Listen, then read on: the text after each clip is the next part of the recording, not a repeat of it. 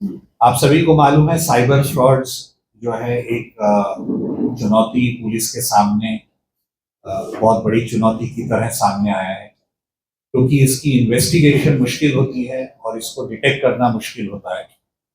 और इसको डिटेक्शन के बाद इसमें इन्वेस्टिगेशन बहुत ही कठिन प्रकार का रहता है, जिसमें टेक्निकल इंफॉर्मेशन और साइबर इन्वेस्टिगेशन की टेक्निक्स वगैरह इसमें सब काम में आती है।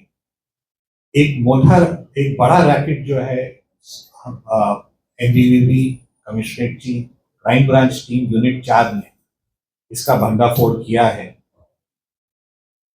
12 नवंबर को हमारी टीम्स को खबर मिली थी कि कुछ लोग मुंबई अहमदाबाद हाईवे पर एक कुछ साइबर फ्रॉड्स की कुछ तैयारी कर रहे हैं।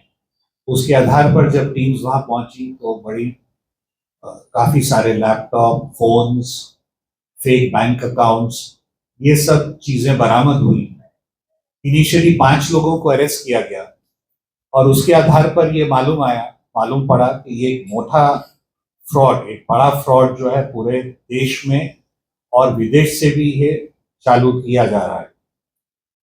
इसमें जब और तहकीकात की तो इसमें ऐसा मालूम पड़ा है कि अभी तक 51 केसेस जो है इन लोगों ने देश में अलग अलग राज्यों में 11 राज्यों में 51 केसेस इन लोगों ने अभी तक जो है ये फ्रॉड्स किए हुए हैं।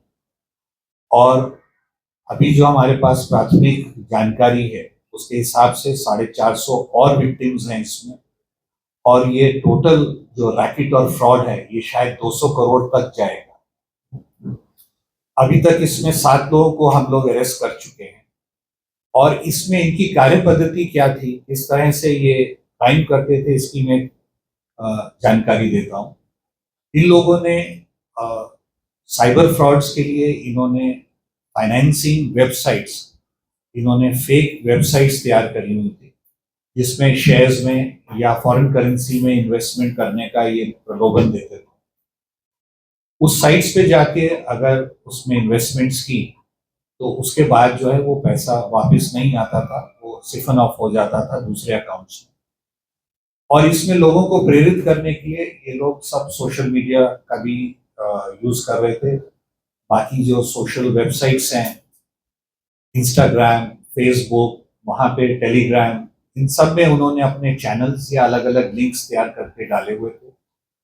इसके अलावा बहुत सारी डेटिंग और मैट्रिमोनियल वेबसाइट्स, इन पर भी इन्होंने जो है फेक प्रोफाइल्स तैयार की हुई थी। इफ डेटिंग और फेक प्रोफाइल्स मैट्रिमोनियल वेबसाइट्स पे जाने के बाद अगर उनका कोई भी विक्टिम कन्वर्सेशन करने के लिए, बातचीत करने के लिए तैयार हो जाता था तो उसको गुमराह करके बाद में फिर उनको ये वेबसाइट्स के ऊपर ले जाया जाता था और प्रेरित किया जाता था कि वो वहां पे इन्वेस्टमेंट करें।